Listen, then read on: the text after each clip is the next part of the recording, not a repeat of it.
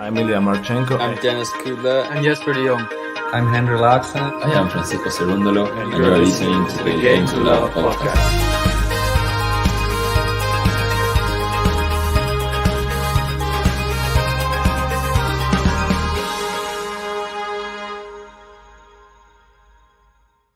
Hey, welcome back, tennis fans.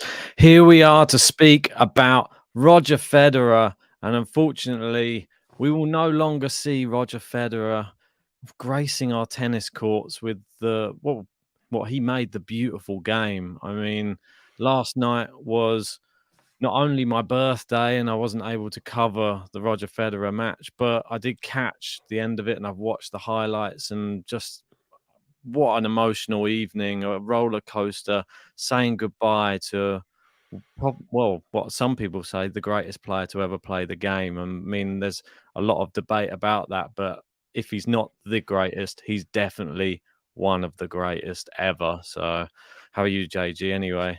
Yeah, feeling a lot better. Apologies, guys, for not bringing you the doubles match yesterday. It was Ben's birthday and I've been sick for the last 3 days, but I'm feeling a lot better, although my voice may be a little croaky still. But yeah, I watched the match in pretty much, I just missed a bit of the first set, but watched the rest in its entirety. It's not really about the tennis, the Laver Cup. It never has been. It's an exhibition event. There's no points really to play for. It's all about the occasion and seeing the greatest players brace the court together. This one wasn't even about that. It was all about Roger Federer.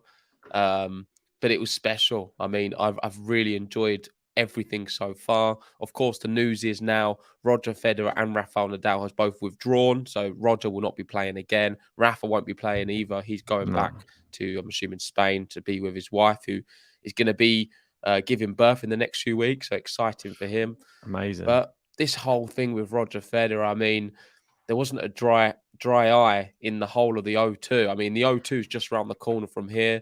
Yep. I did have a look at some of the practice courts the other day, and it was awesome. I mean, there's so many people coming down to London just to witness this special moment. And Roger Federer certainly did deliver. Unfortunately, for those who did watch the match, he did lose. I thought Sock and TFO played very well. They wasn't giving him an easy run in. I know TFO smacked the ball at Federer at one point. Hit him. Yeah, hit him. And Rafa Nadal had to dodge one from TFO as well. He's had a great few weeks, TFO, especially after the US Open. He looked really good there as well. Yeah. Jack Sock was fantastic. I would probably say out of the 4 players, he was the best player on the court. I thought the forehands are firing. Man, isn't he? He is the doubles man. And there was the best bit about it is all of the in the changeover when you go to the bench and you've got Novak Djokovic behind Andy Murray, Berrettini, Tsitsipas, and they're all sort of having their own opinion on what they should be doing.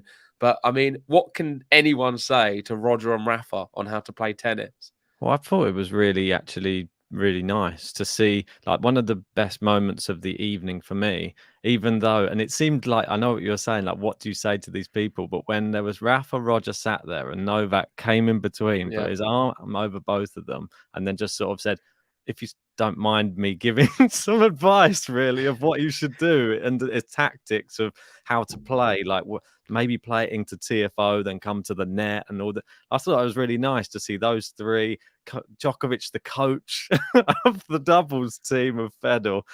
I don't think it could have been any better. And I thought Federer really said it best in his speech. And I know a lot of people, me probably included, I was disappointed to think that his last event would be the Laver Cup and not like a big Grand Slam. But then I sort of see now why he did it. Yeah. And it makes so much more sense. And I think it's a great decision for him and for tennis, I think. I think physically, the top and bottom of it is at Wimbledon when we was there. He said on the court when everyone was there how he wanted to be. I want to be back on this court next year, and he kind of gave the fans a bit of a promise. Since then, at the Laver Cup and some of the press conferences, he said how he was still hoping in that moment to be able to play another Wimbledon, but his body just didn't let him. And you could see him at the Laver Cup. Every time he went back to the bench with the team, he's saying how physically drained and tired he is and how he was just slow to react. Or he's 41 years old and he's just had so many problems physically. he's not quitting tennis because he's fallen out of love for the sport. He loves tennis more than anyone. That Yeah. was so evident last night. Like Well, the clearly. passion and desire he has to play the beautiful game the way he does is just, I don't think he can be rivaled. I think he's the player on tour who loves tennis more than most. And it is a sad day. Certainly. I know we've got a lot of people in the live chat, a lot of our regulars. Shout out to you. We've got Jared in saying, "Did you guys cry?" I think Ben was in tears. Yeah, I had because I was last night. Obviously, there was other stuff going on. I didn't get a chance to watch the like post-match stuff. I just tried to watch the end of the match last night in between everything, and then this morning, don't know why I did it to myself. I flicked on and watched all of his after the match speech, and God, it gave me a lump in my throat just watching him trying to get the words out and how much it means to him. I just think. I don't want to. I know that we were sort of speaking earlier on today about the change in generation and how much things like the amount of effort that gets put in on court to become one of the greatest players ever. And you have to sort of give your whole life. Yep. It's like life and death on the court for players like your Novaks, Rogers, Rafas, people like that, Serenas, and they only stop playing when their body stops them playing, and that's credit to them. I mean. And you see Roger, how upset he was. He couldn't hold back the tears because it's just that's his life. Where do you go like after this? Obviously, he's going to have a great career. Whatever he wants to do after tennis, he's always had the most amazing tennis career. But to be able to think you're never going to play competitively in the thing that you love so much, that was the thing that it came across in abundance last night, and I just felt for him a lot because he kept referring to the fact tying his shoelace for the last time. I know, or regrapping his stop it, racket Rog. for the last time. Like everything he was doing was for the last time, and that was. He's an emotional guy. He's very in touch with his emotions and quite a sensitive soul. And I like that about him because it makes him vulnerable and makes him such a great champion. We've got Lewis in saying it was really emotional. I was sat there crying, so sad to see him go. My favourite of the big three, going to miss him so much. We've got, as she said, JG, me, despite being a Rafa fan, out and out, Phil, Roger and Rafa together are the GOATs, just two of them. Certainly, you could make a. We've had this debate many times. You could say either three of them are the greatest of all time. Roger certainly was the first to do it, and there's one thing which nobody can deny: Roger paved the way for the other two. He showed them the way of how to do this great tennis, the level pretty much. Like I remember Rafa yesterday. He said about one of the things he said about Roger was how when he started to play better, he'd get to the later rounds, and then the final man to always beat, like the final boss in the game, is always Roger Federer. So he gets to a certain level, he's starting to play better, and then he's still going to have to beat Roger Federer. And they played so many times. It's one of the most beautiful rivalries in tennis. And it's just, I mean, I don't even know what to say. I mean, I was very sad as well. I didn't exactly cry, but I was very close, and just, there's just a lot. There's a lot to talk about. I mean, we could be on here for a while just speaking about everything. Because I think you hit the nail on the head with that, what you're saying about how their journey, like everyone talks about the big three. Let's get it right. There wouldn't be a big three if Roger Federer wasn't in tennis. Like there wouldn't be, like the other two wouldn't exist, because you have to have those people, the pioneers, to make everyone else raise their game. If there was no Roger, then the Rafa that we know now wouldn't exist. And if there was no Rafa now, then the Novak now wouldn't exist. Like those three have just been like iron, what do they call it? Like steel sharpening steel. Like it's just literally been like that. Yeah. The level of tennis that those three play is almost alien. It's a different sport, like we've heard people say. And well, I mean, you saw the emotion from everybody. Just like they're the people, his biggest rivals, in tears just to see him retire. And that's just, I don't know, credit to the sport of tennis, really. I don't know if you get this in many other sports. You don't really. And we've got Gary in. How are we doing, Gary? Saying, I think it was 100 times better doing it at the Laver Cup, where he could be with Rafa and have Novak, Andy, and the other teammates. Well, they're his teammates. They're usually rivals. But today or this week, they are teammates. Sean says Ellie Goulding was good. She was excellent. I really like that. It was a very moving tribute from her. And Ems makes a really good point. The fact Rafa flew over just to be there for Roger with his own personal stuff going on. I mean, fair play to Rafa. That was a classy act. He had to be there, and he was crying more than anyone. You could see how much it meant to Rafa. I think part of it was probably him envisioning himself doing it, because he's had a very challenging year, despite him being so good and winning, 2 of the Grand Slams. He was at one point going for all 4, but I mean, he had a great year in the slams and in a lot of the events he did play in. And he spoke about how after Roland Garros, he thought he may have to retire. That could have been his last ever event. So I'm sure he was looking at this thinking, this could have been me, part of that. And then the other part is just having the respect and admiration, which he does have for Roger. And I think that is something which has grown with the years. I don't think initially they had that much respect for each other as what they do now. And Rafa said something similar. He said, every year what passes, I get closer and closer, because off the court, we are exactly the same in terms of our personal life, our family values, the way we are the same. We have the same respect in the game. There's not many differences. The differences actually come on the court. I mean, they've got complete different styles completely. Yeah. They play tennis so great. You can make an argument for them both being one of the greatest, include Djokovic in there as well. But all 3 of them play just ultimately massively different styles. And that is just another part of it, what makes it all so special, because it just goes to show I don't think there's no right or wrong way to play tennis. You can coach certain things, and there's certain techniques which enable you to get a bit more power or a bit more spin or help with the backhand or the forehand. But ultimately, however you play the game is valid, because as these 3 have shown, there's different styles and techniques, and there's no one right style.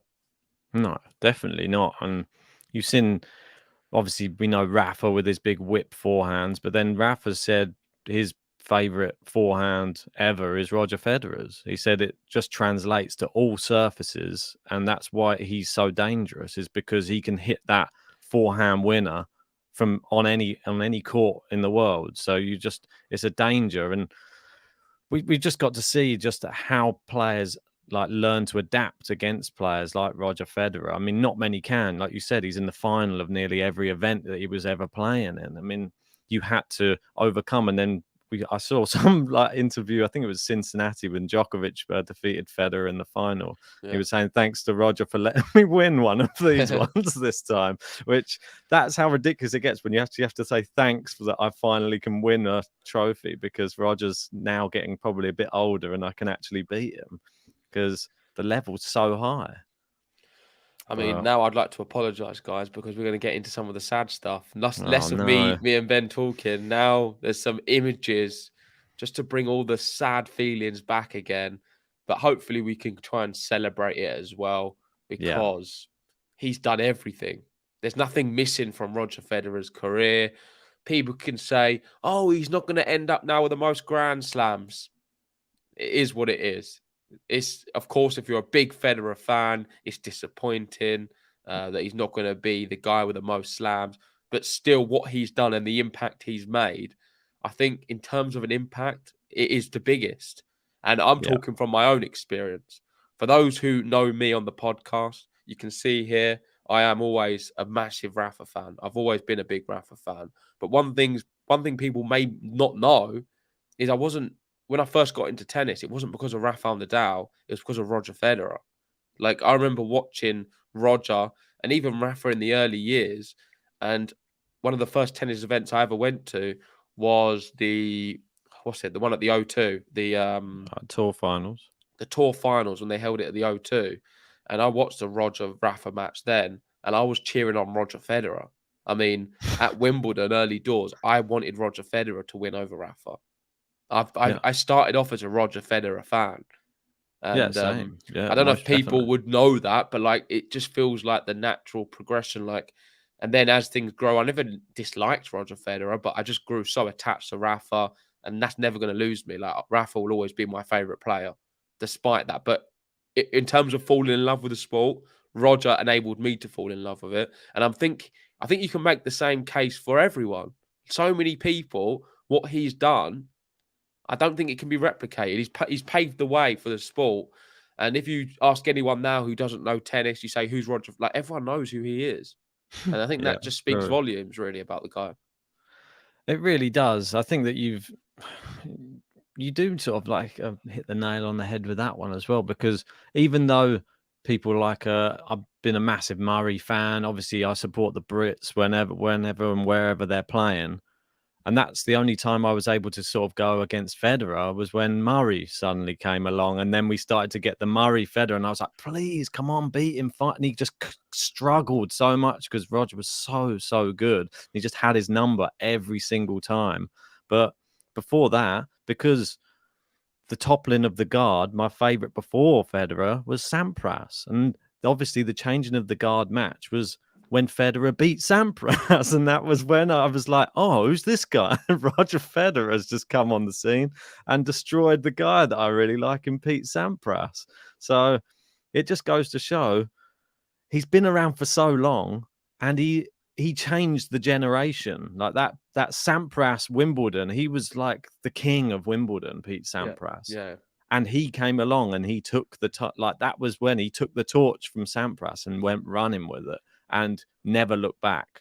He became the king from not that moment, but many years later down the line. He had the most Wimbledons, which is so impressive. I think that match, if you look back on it, sort of the one which sort of made him in people's eyes. Very crazy, that one.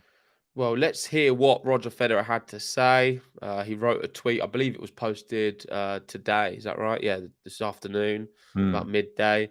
He said, "It was a magical evening yesterday. Thank you again to all of the players and fans who were here to share this moment with me. It means the world."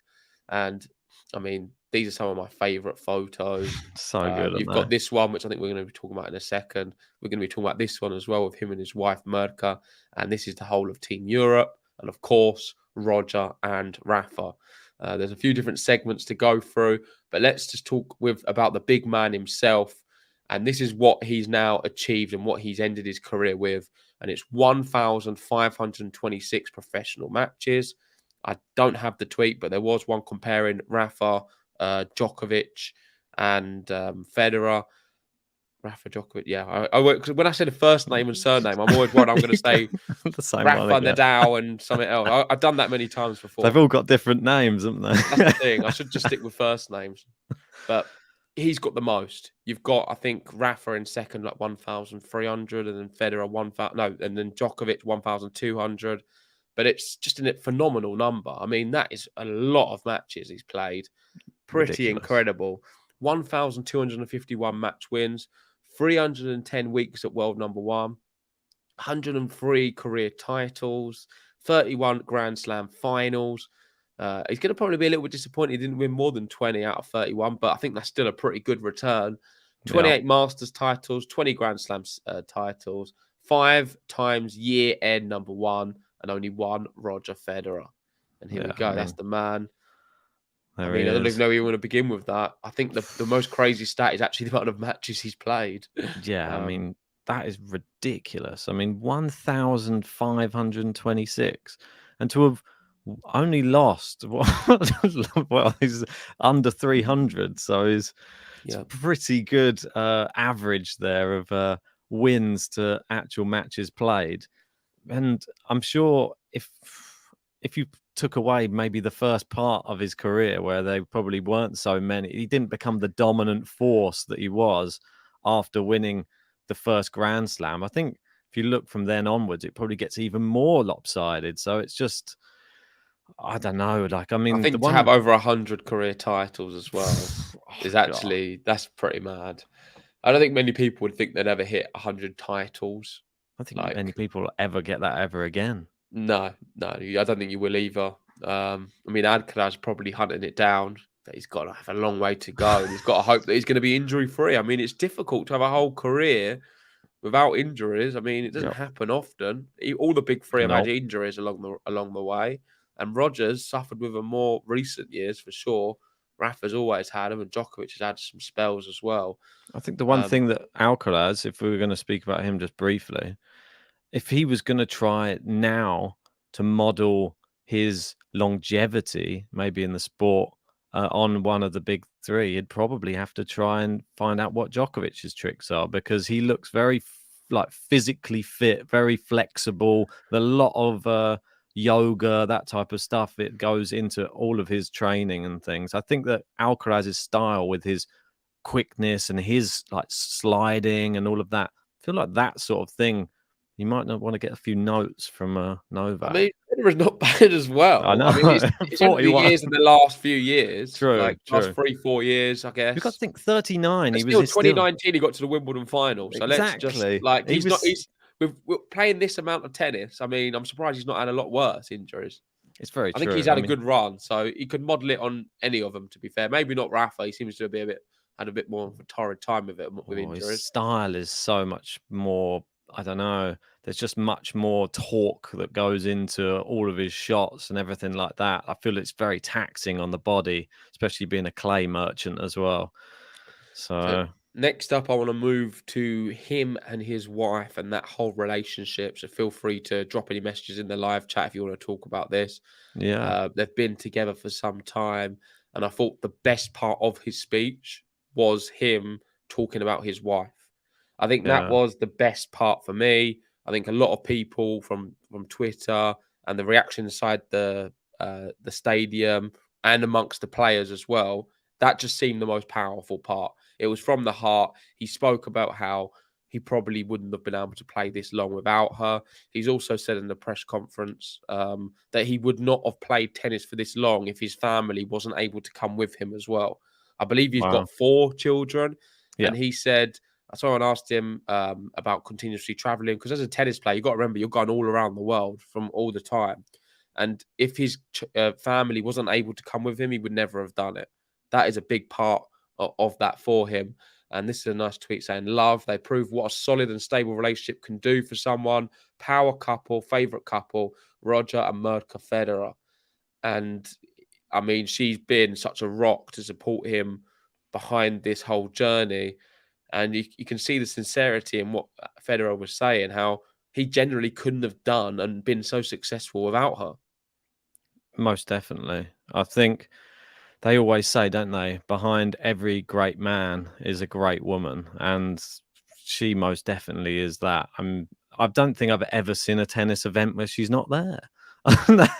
Unless she's maybe been giving birth to one of his children or something like that. She's always there. She's literally by his side through thick, thin, and you can see how much that has an impact on like being able to be consistent in tennis. Like if you have like a good home life and that type of thing, it translates. I mean, she was his rock.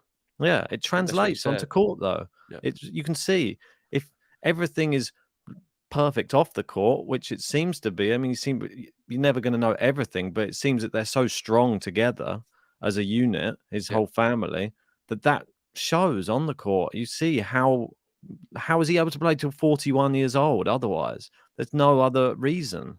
I mean, that isn't really humanly possible to be playing at such a high level unless you have the backing of your whole entire family. And well, all the people of Switzerland as well, though. You got to remember that. He had his mum and dad there. They were there last night as well. It was lovely to see.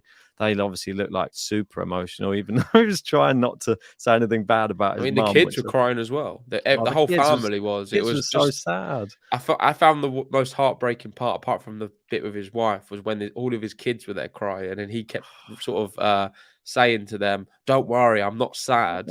I'm happy. This is happy. These are happy tears." Doesn't it just look like little mini Merkers as well, isn't it? Literally, I was just like, is that Merker or is that his daughter? I was like, God, they look so similar. I was like, wow, but very sweet to see. And they were all literally all bawling their eyes out all together. I was like, oh, just to see your father. Like, it doesn't matter what walk of life. If that's your father, you're going to be feeling that emotion as well. So it was a very touching scene, wasn't it? Yeah, certainly. I mean, the quote what stuck with me was just what stuck with me was, she could have stopped me a long time ago, but she kept me going. Yeah, most definitely. Yeah, she could have done, but bear in mind she was a professional tennis player as well, but she, or due to injury, did retire back in 2002, and that was just before Roger Federer went on to win his first Grand Slam in 2003. So she was by his side, just solely focused on his career after she finished her own career. Yeah. And look what that did. Two minds are better than one, aren't they? Yeah, exactly. I mean, the one thing you can say about Roger and Mirka's relationship is there has always been someone else involved in their relationship. And Roger, he does like to spread his wings, and he's also got a bit of a boyfriend on the tour, aka Rafael Nadal. And for those who don't know, I thought this was really interesting. Roger Federer and Rafael Nadal's first ever meeting on a tennis court was a doubles match in 2004, 18 years ago. So the first time they ever played against each other was in a doubles match. It was only fitting that their last ever official meeting on a tennis court was in the doubles, but alongside each other in 2022. And they've gone with the quote here, longevity legends. I really like that. Double L, the Swiss and the Spanish flag. And look at them here. The first time they played and the second time. They had the same outfit both times as well. At least they're wearing the same kit. I was going to say that. That's good, isn't it? But looks like Rafa went a bit more Roger style then in the end. Went with the headband after all. Just copied him a bit. Maybe that's part of it. Could be. I mean, he is an inspiration, I think, to as much as Rafa is to Roger. But he did say that Roger's always been the guy. Throughout his whole career, Roger was always like the number one. Yeah. And he was always sort of chasing Roger all the time. It always felt a bit like that. And isn't it a bit, I think it's just one of those crazy things for Rafa's career. He's always been so at the top, right next to Roger Federer all the time, but Roger's normally been that number one. And then when Novak came along, it was sort of like Rafa was still the number two. And then, but there has been spells where he's overtaken both of them. It's a bit of a crazy thing because now Rafa's the most Grand Slams out of all of them, and he hasn't really been at number one for as long as either of them. Yeah, But Gary says the transformation Roger went the new through. one, Rafa, I quite like that. The transformation Roger went through from the match to the celebration was incredible. He went from 007 to a bowl of mush. I mean, he did start. He fell apart pretty much. He was saying how he was not expecting to even be able to say any words, so he was happy that he was able to say something. I was We impressed. saw it with Serena as well. Serena was struggling to get her words out.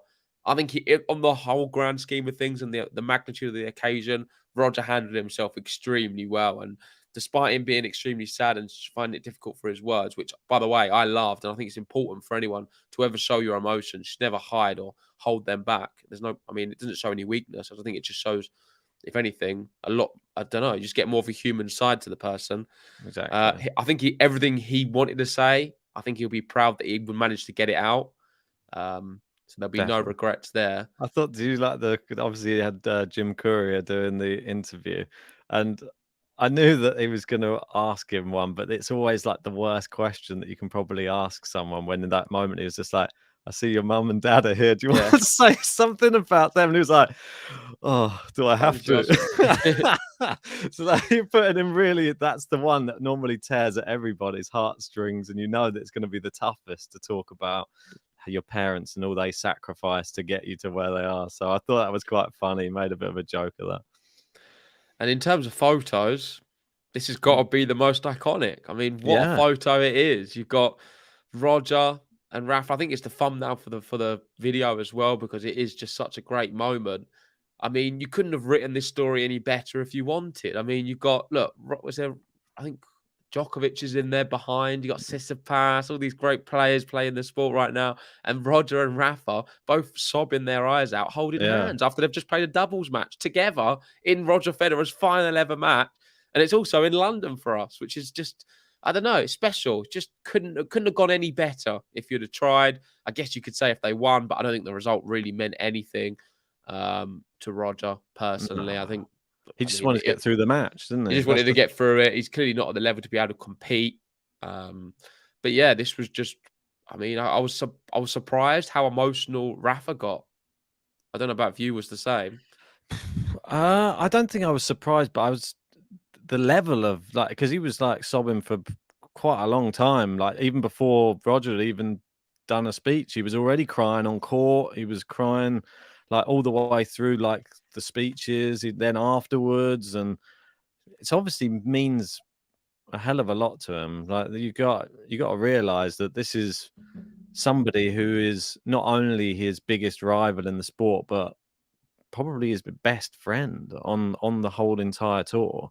You've got to just remember that. Like these two have so much in common that it just it makes it just like. And I think I agree with what you were saying earlier. He sees himself outside the court, they have a Yeah. lot in common. On the court, they don't. Yeah, They're but I think he different sees players. himself in Roger on like from a tennis perspective as well. So this is just like I agree with what you said earlier regarding this could be me in like maybe a year or two. Like he doesn't know, but that type of thing is like this is such an iconic moment for somebody who he's always looked up to that he now will never play on a tennis court with again. I mean, As it Gene is says, so they had a true sad. friendship. It was a real one, wasn't it? Yeah, because after all the tennis is said and done, they're just two friends, and he's just literally just having to watch his friend break down because he's never going to play tennis again. I mean, it's very sad, like, but it is like it's just life, just father time. Unfortunately, you can't play tennis forever; it's just not possible. So we're just going to have to hope that I'm sure he'll come back and he'll do an exhibition with Rafa at some point, that type of thing. But it's not. They're going to play again, but like Yeah. not in the manner of this. I mean, this was still an exhibition, but it felt a bit bigger than an exhibition in terms of there's a lot of the best players in the world who are still active and still playing. So that's a big thing. And of course, Rafa's had such a great year this year. It was quite a nice moment for it to be happening this year. After Rafa's year, Roger's retirement, I loved it. I loved their relationship. They're obviously going to be friends. I think a lot of people were analysing how Djokovic would react because there's been a lot said, more so from his dad and Federer. Like the parents have had it probably. They've been at loggerheads more than actual Roger and Djokovic have. Yeah. But still, there seems to be a good mutual respect between them. But I don't think they love each other. I mean, Djokovic was very.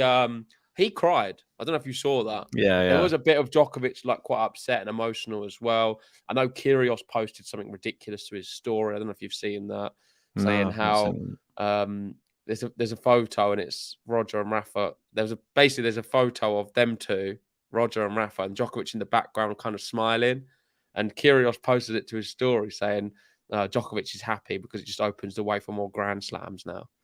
But just trying to be read. I don't know. He's just trying to always wind people up and I know. I don't know if he even means what he says most of the Probably time. not. He's just got attention, bit of attention because he wasn't there. People aren't talking about Kyrgios at the moment. So true. They need to talk about me. Usually they are because I'm at the Laver Cup. But yeah, listen, Djokovic cares. I think he's a very nice man. I've loved all of the words he said about everyone. He's been very humble. He's going to be playing later on as well, which make sure to join us for, by the way. I'm excited to see how Djokovic gets on at the Laver Cup. We've not seen him in action, it seems like, for a long time, but it was probably Wimbledon, wasn't it? And he definitely cares. He's got such a great rivalry with Roger, of course, Rafa as well. But they've played so many times. I think he can be very pleased with some of the matches he's played against Roger. He has the better record. He's now won more Grand Slams than him. But still, you'd have to say Roger kind of paved the way for him as well. And he probably did at early days look at him as the guy to beat. And he was always the benchmark. Can I get to Roger's level? And he was able to match it a lot of the times, if not surpass it on some occasions. So Djokovic, people were always looking for him to sort of be not awkward, but like a bit the chemistry not to be there. But I thought the chemistry was great. And I thought it was really special as well, how he was leaning over, giving some tips to Rafa and Djokovic. No, I can't say these. There's too many names. Rafa and Roger. Let's call him Fedor. Fedor, yeah. There you go. Nice. That's my take on that anyway. I thought it was really nice, yeah. I think Djokovic, he's always classy. I don't think we ever, in these type of situations, he's never going to be anything but. I'm not going to go over exactly the same thing that you've said. I just thought that it was nice to see that all of them have hugging it all out.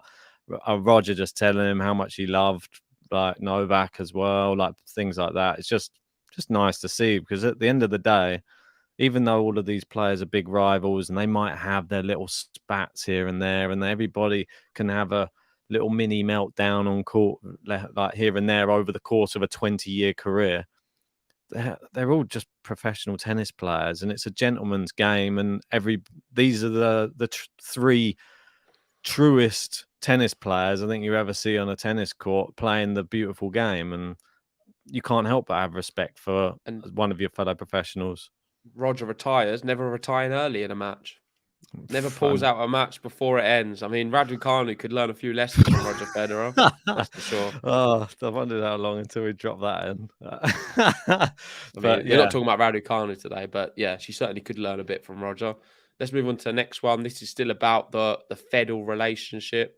When Roger, this is what Rafa had to say. When Roger leaves the tour, an important part of my life is leaving too, because all of the moments that he has been next to or in front of me are important moments in my life. Yep. Yeah, I think we sort of covered that one. He has always been in front of him. That's the problem. He was playing catch up all the time with Roger Federer. Obviously, wasn't as good on the hard courts, we'd say. Definitely wasn't as good on the grass, apart from when he came on, burst on the scene and like sort of stole the show, really, and probably the best match we've ever watched in that Wimbledon final. But other than that, I feel that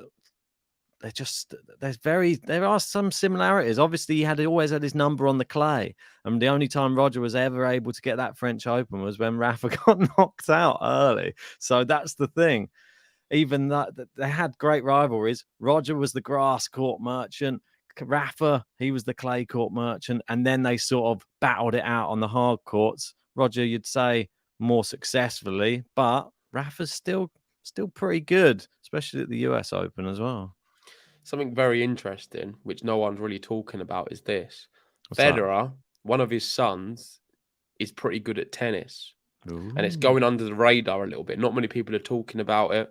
So you never know if this son is able to amount to something. I'm sure having Roger as a coach isn't too bad. That could be quite interesting. So we could see another era of Roger in our lifetime, or not Roger, of Federer. And we could be seeing, unless he's called Roger, I don't think he is. Lenny or Leo, which one is it? Yeah, I'm not sure which one it is, but one of them's quite good. And of course, you've got Stefan Djokovic, who doesn't look too bad from what I've seen. Yeah. Rafa with a son coming through. We could see another era of the big Federer, Nadal, Djokovic, the big three in however many years, 20 odd years.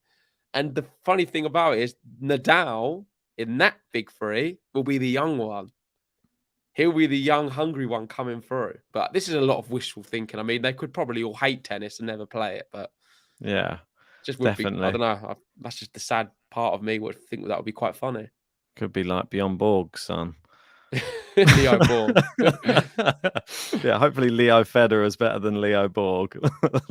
Yeah. But yeah, it's good to see Bjorn Borg there as well. Obviously, McEnroe and Borg, the team captains, and just another great rivalry, which I saw somebody in the live chat just saying earlier on. Obviously, when we went to see the premiere of that documentary for McEnroe, and he was saying that when Borg just decided to retire, it sort of just ruined his career a bit. He just couldn't. There was no rival anymore. He just didn't know what to do. But don't worry, Rafa's still got Novak out there. There's another rival who's right there, and there's some other really good tennis players like Alcaraz and people. There's other people for potential rivals for Rafael Nadal. Don't worry. Certainly. Nice tweet here from Scott saying it's damn rare in sport to finish your career and your biggest rivals cry alongside you. That's how big Roger Federer is to tennis.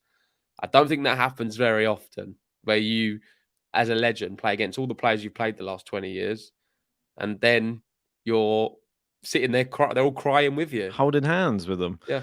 Yeah, it doesn't have. Yeah, I mean, I've never seen it in any other sport. I mean, feel free if you know another one, then send it in the live chat or send us a link to where this happened. I've never seen it happen in, I don't know, in boxing and things like that. I've seen like obviously the actual people retiring crying, but I've never seen their rivals crying. That's the thing. Like I see maybe some commentators crying and stuff, but the rivals thing is just a very different. Yeah, it's completely different to anything I've ever seen before, and that's just, you got to remember, he is, if not one of the biggest sporting icon in the world.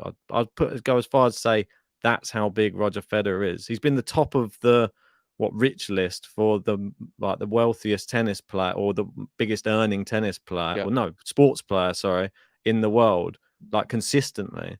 And that's because he's that big a player. He transformed a game. He was like the Tiger Woods, but for tennis. I mean, look what Tiger Woods did with golf.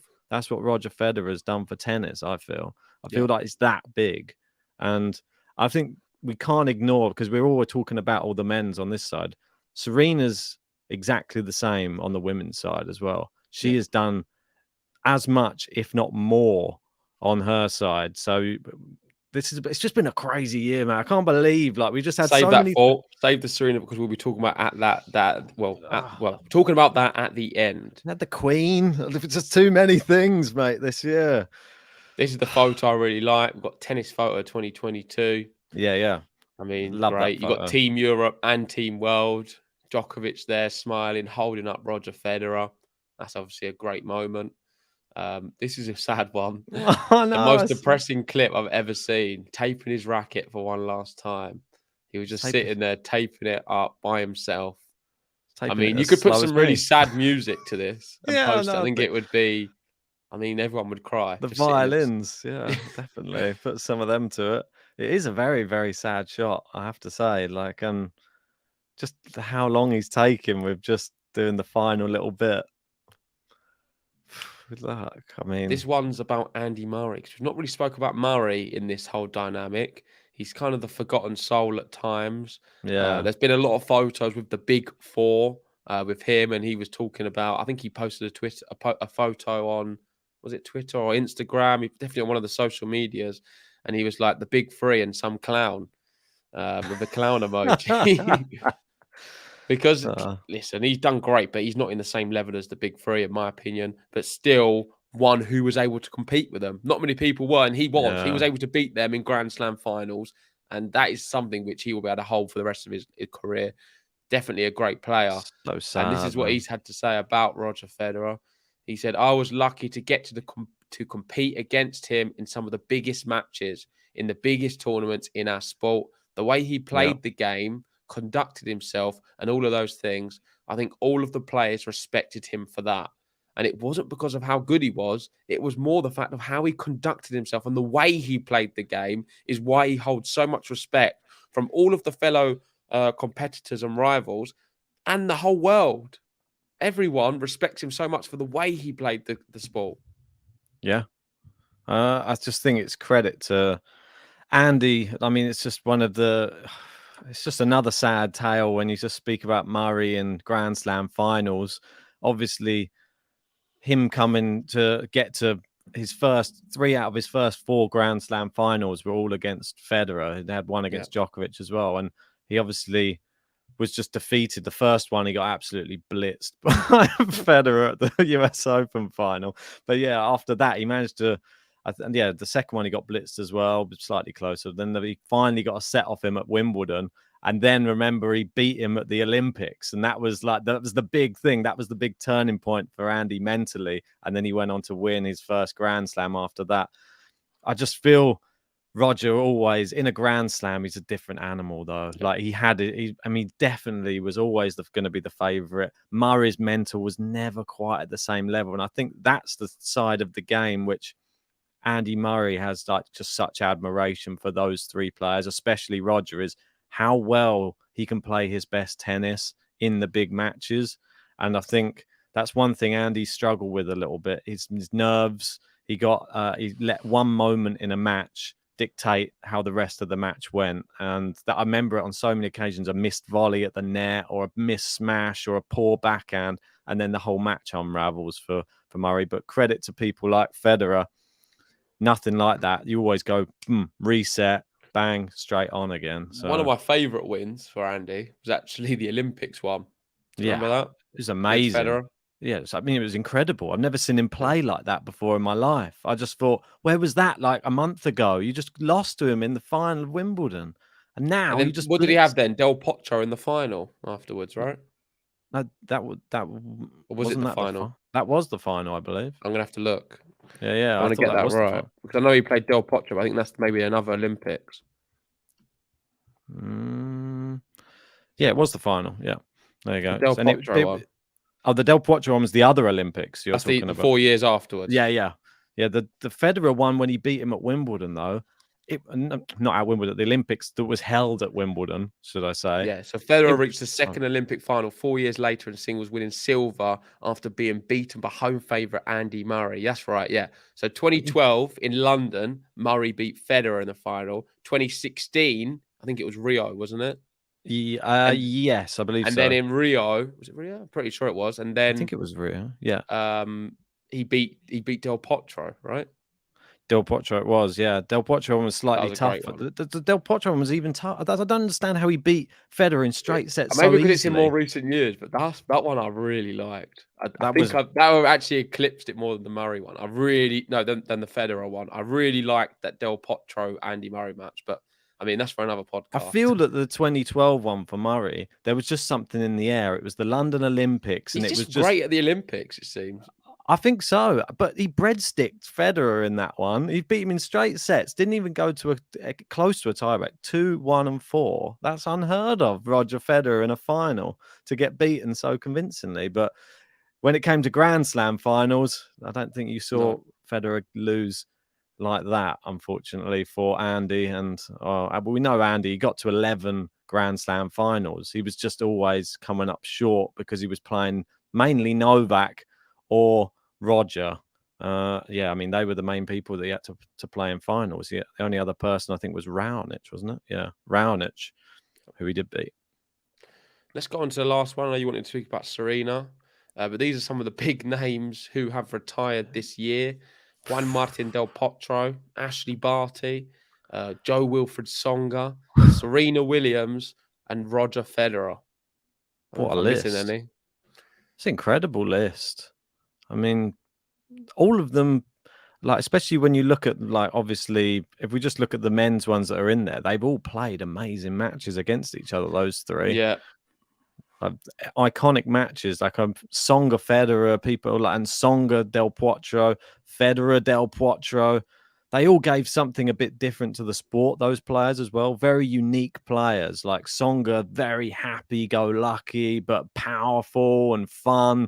Del Potro, just pure brute force power and just, I don't know. There's just no one. I can't even think of another player like Del Potro. He's just one of a kind. And Roger Federer, we can't even say anything more about him. Barty and Serena Williams. I mean, Barty, will we see her again? Part of me thinks that she may come back at some point just to prove she can win a Grand Slam after being out. Maybe Serena's going to come back. Well, maybe both of them come back. She's already hinted at the fact that she may not even be retired and she might come back and play again. But Roger, with him, one thing we can be sure about, this is the end of Roger Federer in a competitive environment. We will see him again playing tennis. We are going to see him around so many tennis events the next however many years. I can't see him ever leaving the sport. There's going to be a few Roger Federer stadiums, a few Roger Federer Opens. There's going to be a lot of stuff named after him. We're going to see him, I'm sure, be in an event, maybe Basel. They'll name it up. He'll maybe be a director there or something. Or sure, he will. Wimbledon. Yeah. He's going to be involved in a tennis, whatever it is going to be. Is he going to be a coach? Let's wait and see. He'll be a great coach. I think his nature and the way he is someone who will be able to be a really calming influence under pressure for a young player coming through. Yeah. So let's see what the future brings. But this is our roundup. Of course, there's some sad names who have retired. But in my opinion, the biggest of the lot is Roger Federer. We've done Serena last month. This month, it's Roger Federer's time. What a career he's had. What a man. Never going to be forgotten. He's paved the way for so many greats. Complete legend. And here's a Roger Federer button. How do you actually keep doing it year on year on year? You make it look so easy. personally very talented player.